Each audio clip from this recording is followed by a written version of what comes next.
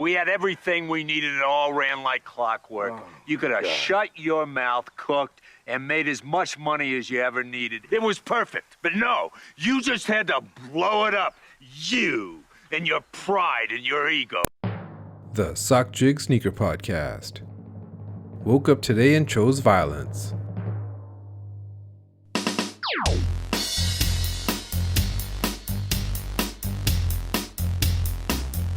Welcome to the Sockjig Sneaker Podcast. I am Sockjig. You can follow me on Twitter at Sockjig and on Instagram as well. So, how have you been? Anything interesting happened to you lately? Me? I don't know. Nothing much. Alright, let's skip the formalities and get right into it. Alright, so earlier this week, Bloomberg BusinessWeek, not Business Insider this time, but BW BusinessWeek magazine, released an article called "Sneakerheads Have Turned Jordans and Yeezys into a Bona Fide Asset Class." The whole article featured West Coast Streetwear, also known as Joe West. Like most magazine articles that talk about reselling sneakers, it gives a big introduction into the world of sneakers, how they sell for so much, how people use bots, and what cook groups are. And this one gets a bit more into the sneaker market and reselling and StockX, of course. It also talks about Nike's role in all this and, how Nike's adjusted in the last year or so. One thing they talk about is Nike's change to a direct-to-consumer mindset. And, the quote here is, "The shoe giant's consumer direct offense announced that year was focused on driving sales away from brick-and-mortar partners such as Foot Locker and towards its own stores, mobile apps, and websites."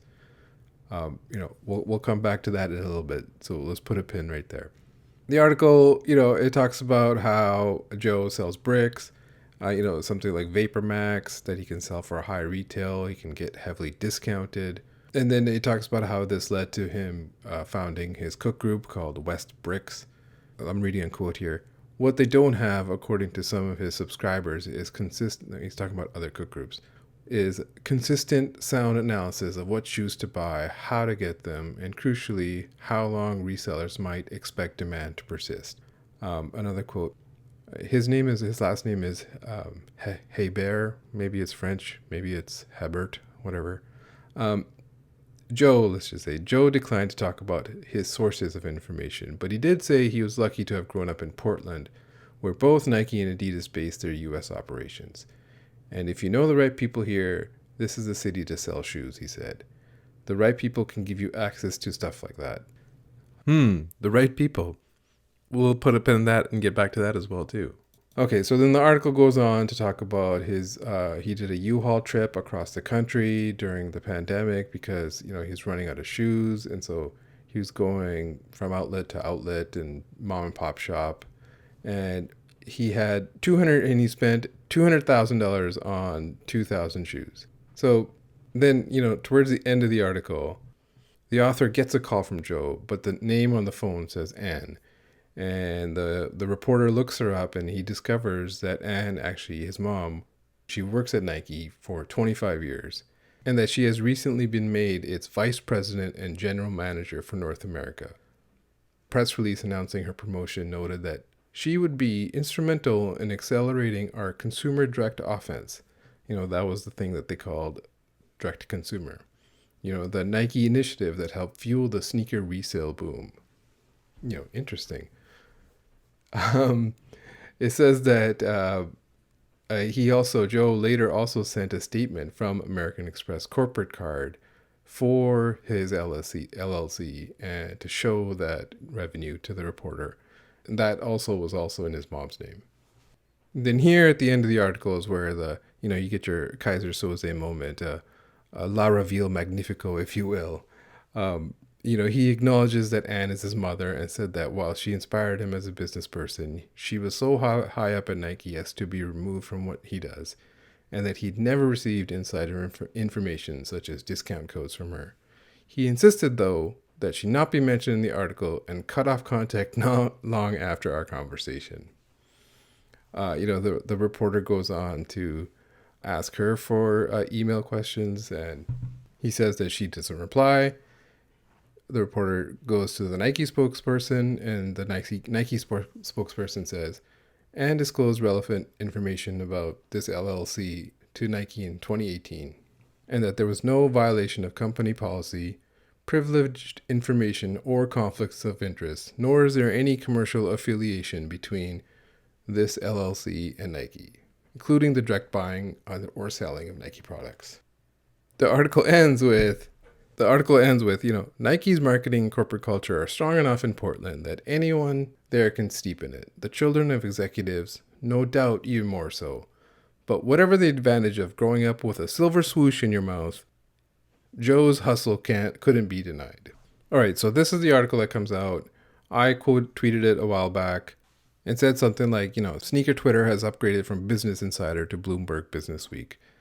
And then in some of the replies, people were, surprised about the Nike connection, had tagged me about it. And I had responded things like, oh yeah, it was well known in circles that his mom worked for Nike. And I'm aware of Joe West just because of his Twitter presence. His Twitter was suspended in December, so a lot of the tweets that I might reference are no longer on his site just because they got purged by Twitter. But let me get back on track here. Let me just go through the timeline of what happened during this whole week. So Portland Business Journal reporter Matthew Kish writes an article. He's a well-known Portland business reporter who's written about Nike and stuff before.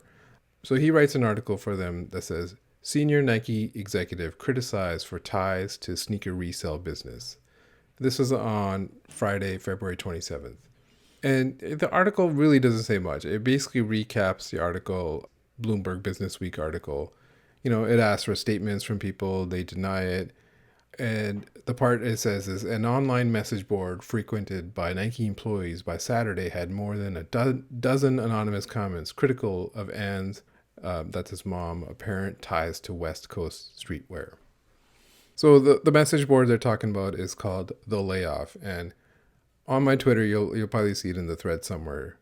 And if you go there, it's Nike employees, and they're pretty mad as you might expect. When you want to talk about me ethering people, they were basically going hard in there. They talk about the double standards, that how there's a different set of morals and values for regular employees versus executives. The difference between having what they called a black badge and a blue badge. A black badge, I think, is for full-time employees, which is, I guess, really hard to get. Whereas a blue badge is what they give contractors. And so I think, from what I understand, it's easier to get hired as a contractor and harder to get a black badge, headcount spot as a full-time employee. The comments in there are like, I know employees who got fired for much less than this, for buying 5 or so pairs of shoes. Another comment says, HR, it's your turn to show us what's inside the lines. How Nike HR execs respond will become the new precedent. Family reselling with family swoosh discounts is now legal? ? Cool. Can't wait to share with the fam who's struggling thanks to COVID. And another article points to this YouTube featuring DNA show where Joe is featured and gives a tour of his warehouse in Portland. And so the comment here says, wow, so he admits to buying Vapor Maxes at deep discount. The entire inventory is from our product that sits at the company store for weeks. Brackets, the big giveaway is those adapts. These kids are just buying from the company store daily and reselling, LOL. Also, sick Nike mask. Mama VP must have come through on that one. So, of course, there's more that were building up by Saturday and Sunday in there. And like I said, they're pretty cutting to read. So I know I'm going through the timeline here, but let me just actually go back a little bit here. Let me give you some of the backstory. So Joe's Twitter handle was at WC Streetwear.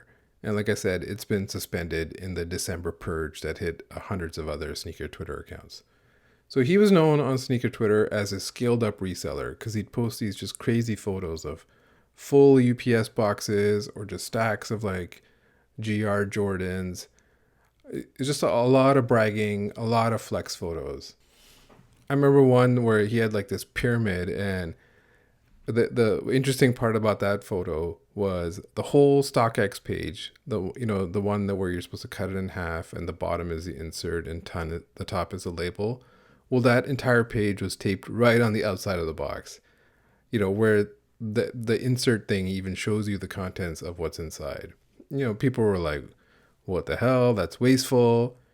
I remember he was claiming that it was just more efficient, that he can get his team of people just put, 4 pieces of tape down and it's done. Whatever, that was just harmless Twitter back and forth that, entertains people for a couple hours.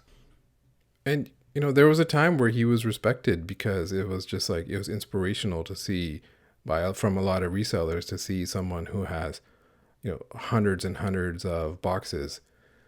Later, I remember having an issue with him because his group, West Bricks and I think Brick Chat, were killing brick SKUs.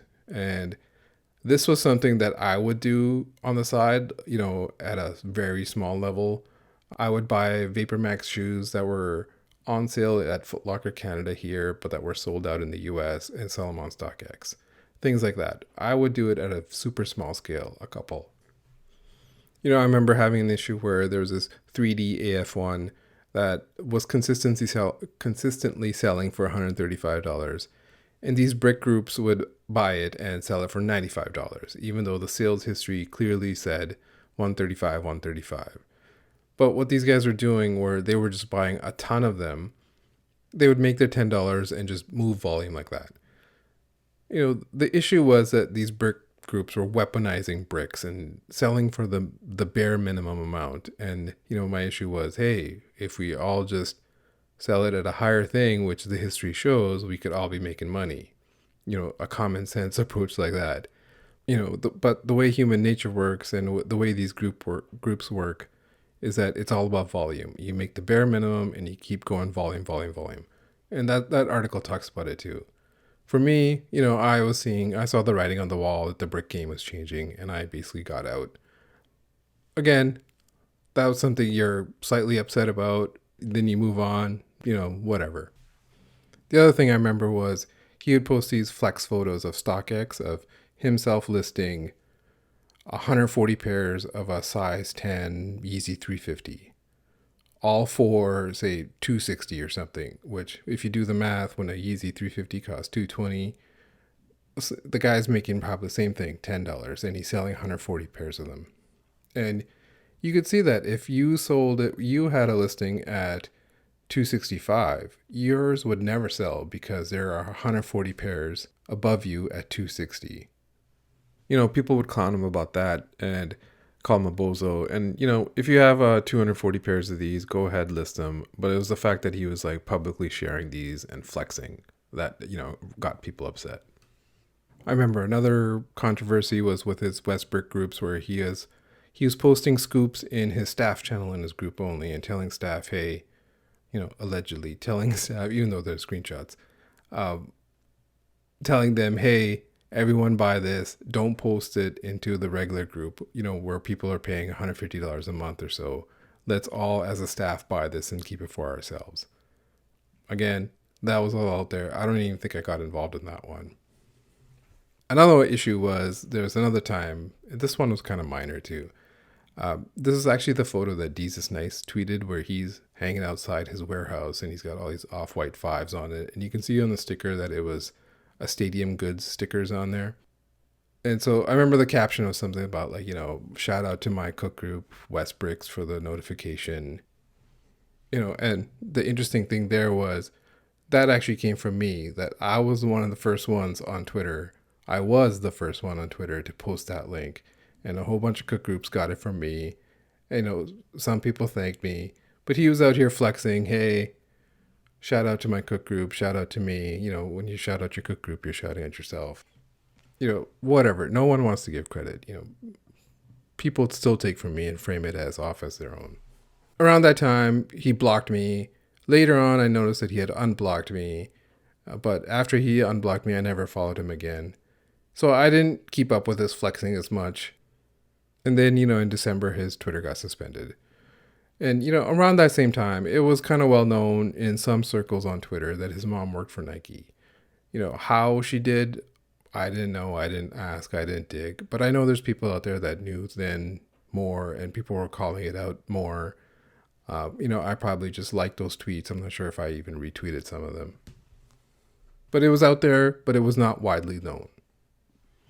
So, I'm kind of paraphrasing here, but if you check the thread of what people responded to my Twitter posts, there's lots of other alleged stories about him, that how he conducts business, allegedly, that he owes people money, allegedly, that he stiffed people or whatever. That's what people replied, and the opposite too, where people are saying that he's a nice guy, that he helped them out, that they learned a lot from him, he had good skews, things like that.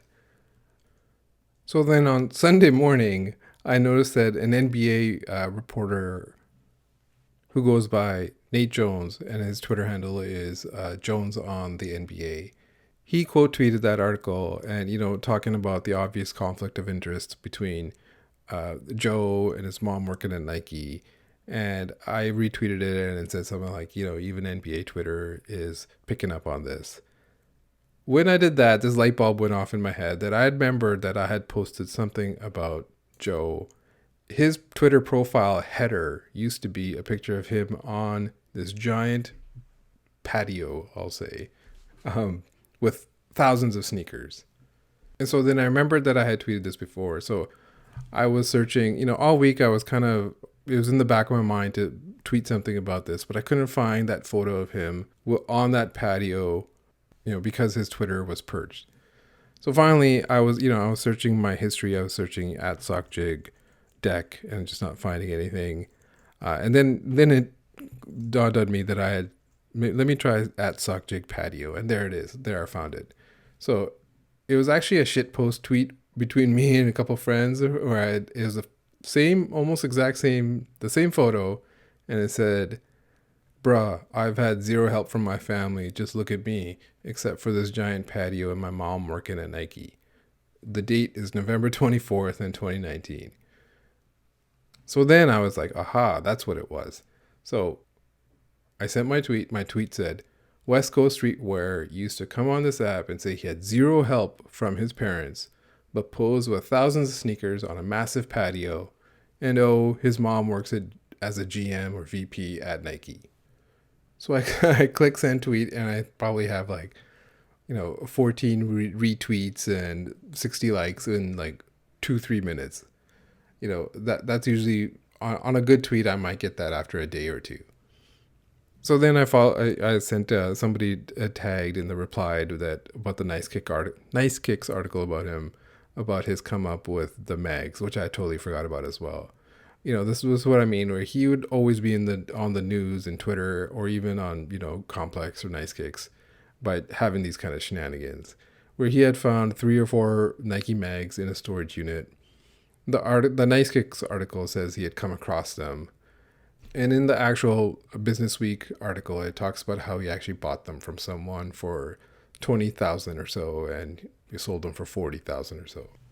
And that's basically what I heard back in the day. I didn't tweet it out back then, just because someone told me in a DM that someone got it in a unit, posted an offer up. Him or someone in his crew saw it, brought it to his attention, and they bought it out from him. But then wanted to show the sneaker blogs that he actually came across it. But, my tweet here is because of the conflict of interest is, the same guy who claimed he found 3 Nike mags in a storage unit in Oregon. Or did he really find them, or did mom help? I had framed this around a joke about unsolved mysteries in the sneaker world. So I tagged it with "only you can help solve a mystery." So my third tweet, my final one in this kind of thread was, because people are coming after me as if I'm, denigrating his character or something. And so my tweet said, "Just to be clear, I have no problem with his hustle or drive. I would never criticize someone for that. It was only the statement about zero help that comes from privilege I had an issue with. A massive patio is help, and now his clout chasing could threaten his mom's job." And as I was replying to people who were coming after me, I would never criticize someone for working hard. My issue is always with how loudly he would claim he was self-made and had no help, zero help. Parents didn't help. No one was helping. Even though it was clear just from this massive deck that is help. Okay, we'll come back to that. Let me just finish the timeline here. Okay, so then the next day, on Monday in the afternoon or so, word comes that his mom is stepping down. And my phone starts blowing up immediately. Bag fumble of the year, all this for Clout, all of it was pretty funny. A couple of people actually told me on Sunday night that she would be either fired or stepping down. I didn't tweet it out because it's unconfirmed. I'm not TMZ here. I have integrity about this kind of stuff. I'm not going to make a tweet about someone's career for clout, for my own clout. All right, so the timeline is out of the way. Let's dive into the issues here. The number one issue I had was how he was on Twitter back in the day. It's unfortunate those tweets are gone, but there's people that can back me up, that people were saying the same thing.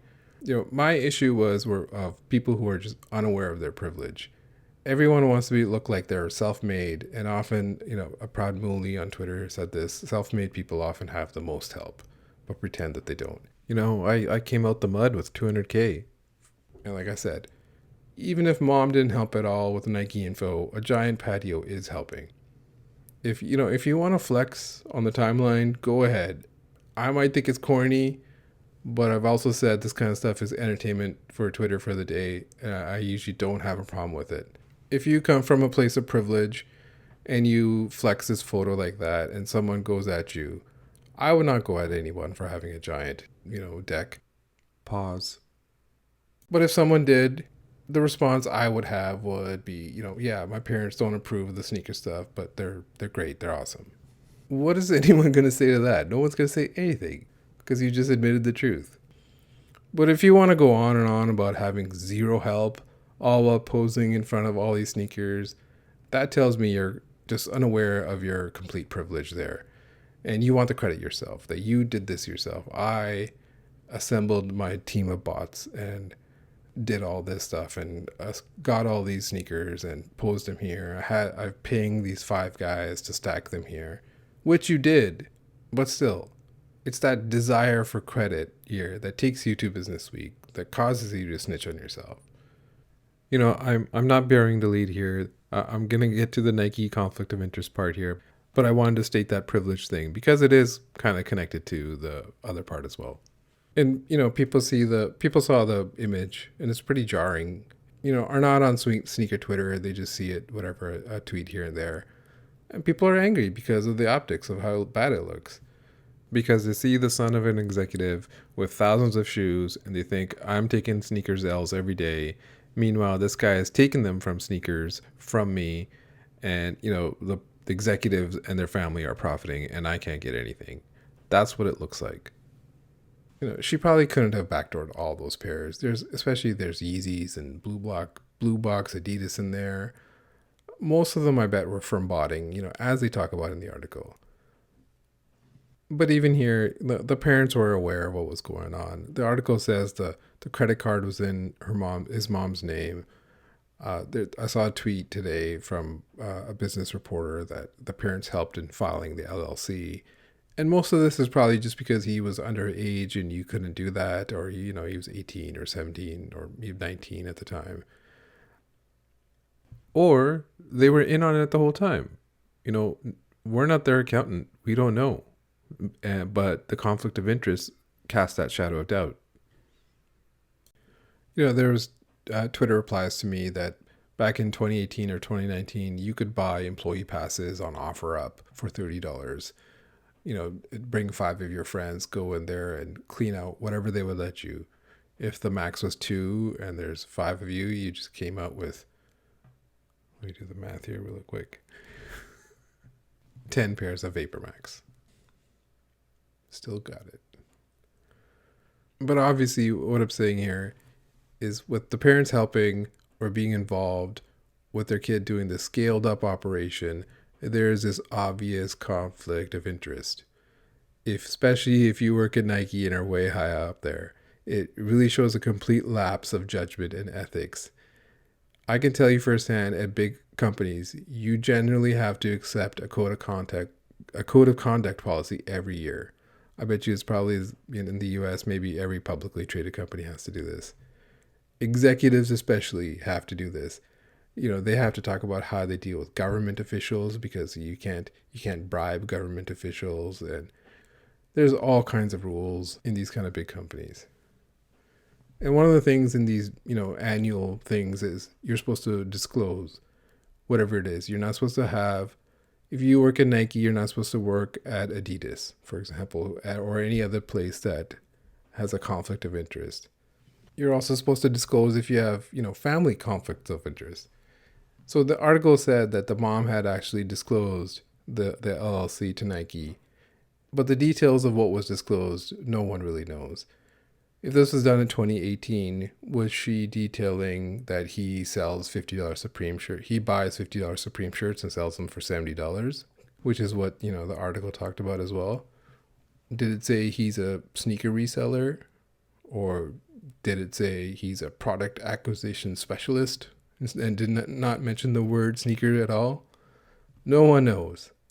And, was it only disclosed in 2018? Was it updated as he scaled up? I don't know. No one knows.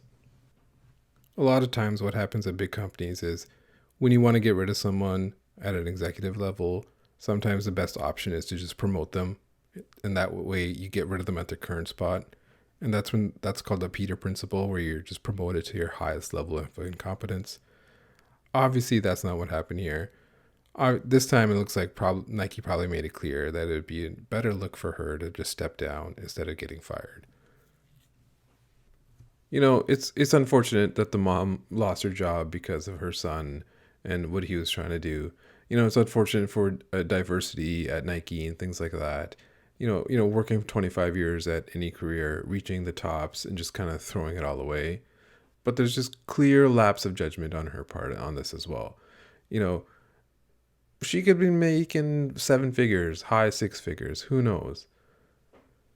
But the other thing about her is she was the executive known for direct to consumer. So in a certain way, she was responsible for the closing of a ton of mom and pop shops.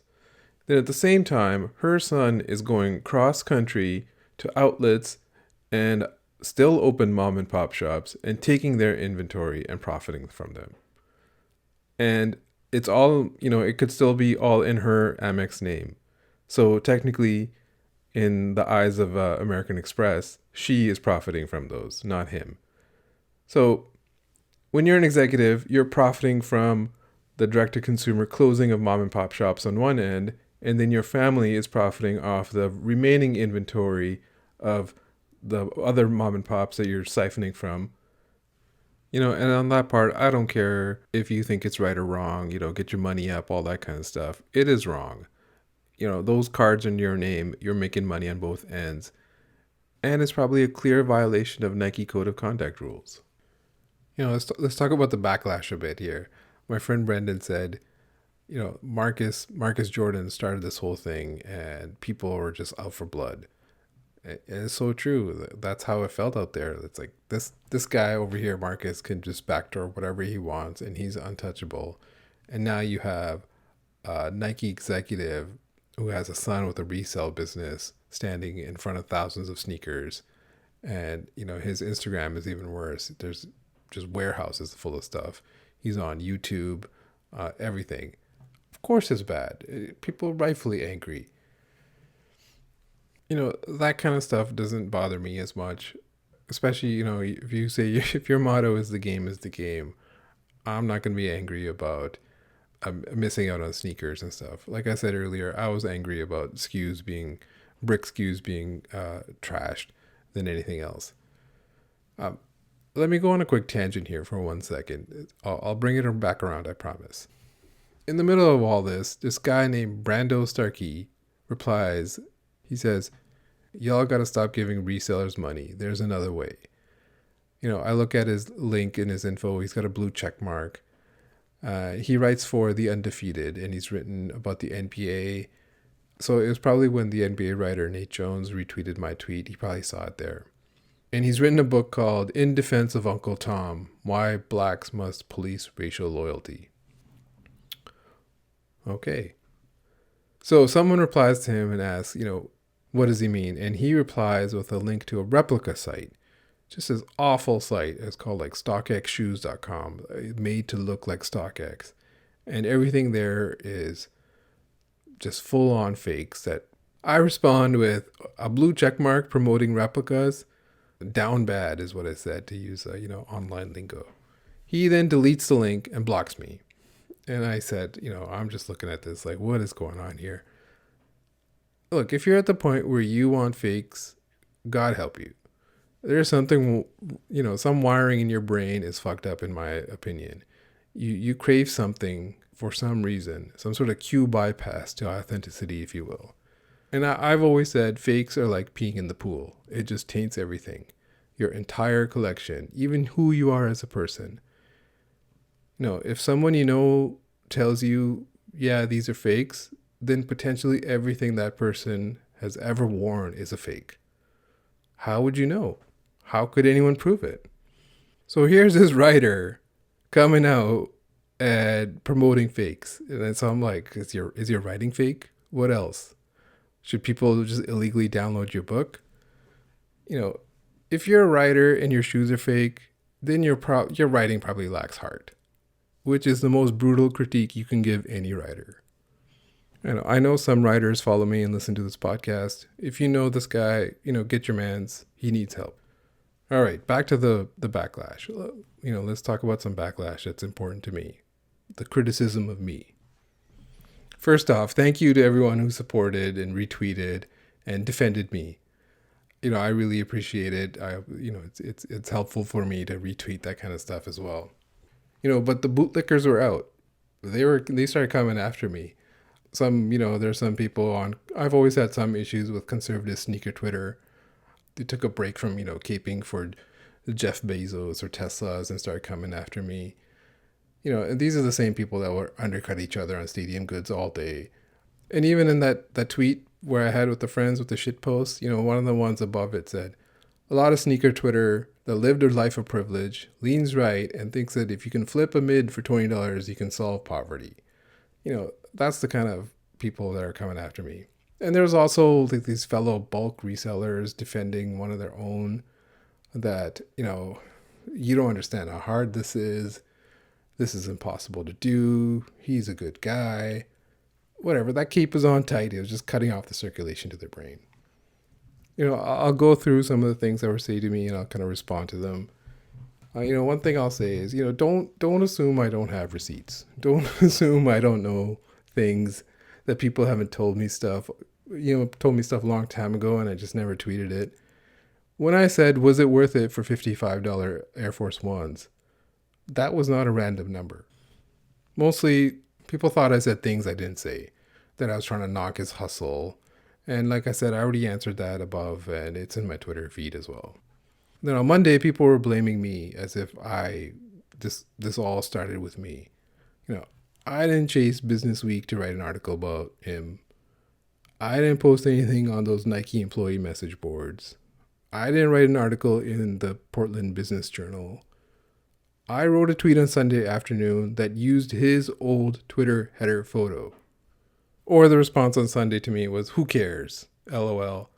It's just the dumbest response. If this is your version of critical thinking, you fucking got a shit for brains. Anyways, my response was just, his mom probably does.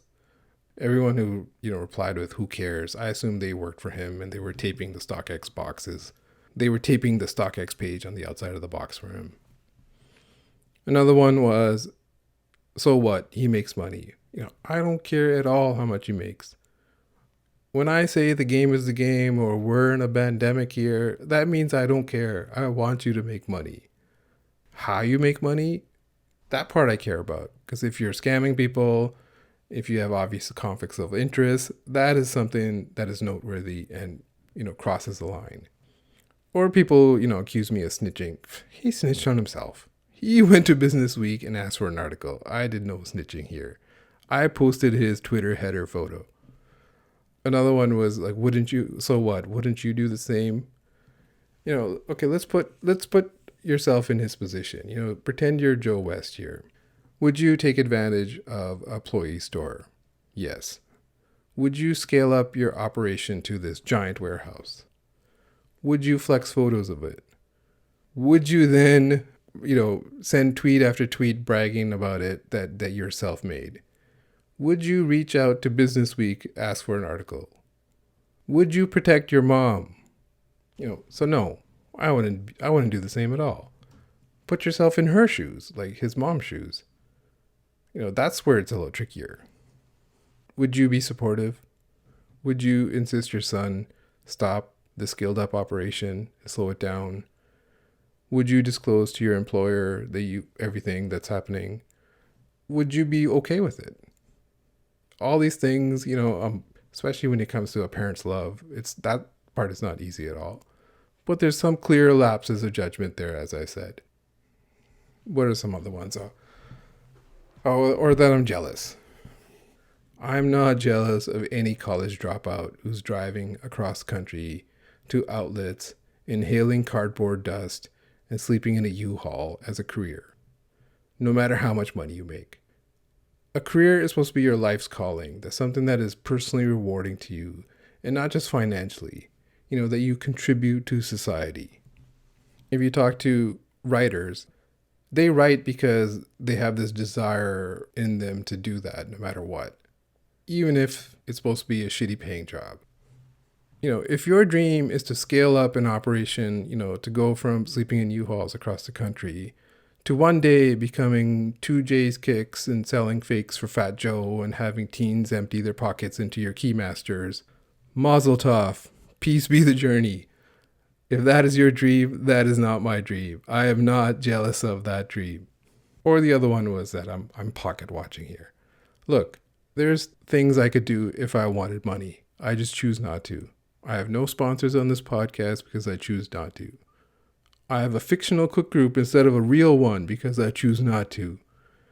I don't have a scaled up resale operation because I choose not to. One of the previous podcasts, I said it. I said I don't care about money, and the details are in that one if you want to listen. Or the other one was that I'm clout chasing. Look, I don't need help from anyone when it comes to clout. I could be a sneaker leaker account if I wanted to. I could do retweet giveaways. I could have tons of followers if I just posted all the future shoes and upcoming shock drops and stock numbers that I hear. A small taste of this was that Stadium Goods link. There's a tweet of mine in 2019 where I said Travis SB is coming in SS20. Or I saw stuff like, is this what you wanted? Or that I have a clear agenda. To paraphrase a friend here, clearly if he was self-made and it was 100% hustle, none of this would have happened and she wouldn't have been fired. I don't know what I had anything to do with that. I never have any malice towards anyone or, assassinate anyone's character. What I've ever done here, even to the fucking hidden New York guy on the previous podcast, I was actually nice to him. He can fucking suck my dick for all I care. If you tell someone to suck my dick, it actually becomes kind of addictive, and then you got to stop yourself from saying it all the time because it's not really something you should be saying all the time. You should really hold it back and only use it sparingly. But, it's pretty fun to say. The other main point is, what is going on in your brain that you have to reach out to a magazine to profile you? So you get credit, you get clout, you get validation as this great sneaker market analyst.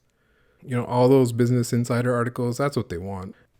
But the answer is kind of what I mentioned in an earlier podcast. I said that cook group owners run on this cult of personality where they want to look like the plug because it gets you more members. So you got to feed the clout machine to keep up memberships. So if you're asking yourself, why did he do this? Why did he go to BusinessWeek? Why did he even allegedly pay BusinessWeek to write about him? It's because of that. It's because you want to look like the plug. It's because your group is probably dying. Members are asking for more SKUs, more information, and instead of feeding that stuff and nurturing your group, it's actually easier to make more money getting new members. You purge the old complaining ones and you get new ones that saw this BusinessWeek article. That was the real goal. That's why he did this. Basically all this, everything is put in doubt when you have an obvious conflict of interest. That's what a conflict of interest is. Did an outlet connect that you made yourself tell you about the latest bricks that just showed up? Or was that discussed at the dinner table? Did you find these Nike mags on a storage unit on OfferUp? Or is that a Nike storage unit? Did you really work hard driving across country, outlet to outlet? Or were you fed SKUs and what time they were dropping at each place? This cook group was super good. It had super good info. But where did that info come from? Was the mom in on it? No one knows. It's all in question. And like our friend Brando up there, you've peed in the pool. It's tainted everything. Rest in piss is not something I would say. I'm not the type of guy who would go on a podcast and say rest in piss. Saying rest in piss, bozo, is not something I would say. Who would I be to go on a podcast and say rest in piss, bozo? That's just not something I would do. My friend Mob said he did a better job protecting his own face than he did protecting his mom. And for what? All for a drop of clout. That's the Sockjig Sneaker Podcast. Thanks for listening. We'll see you next time.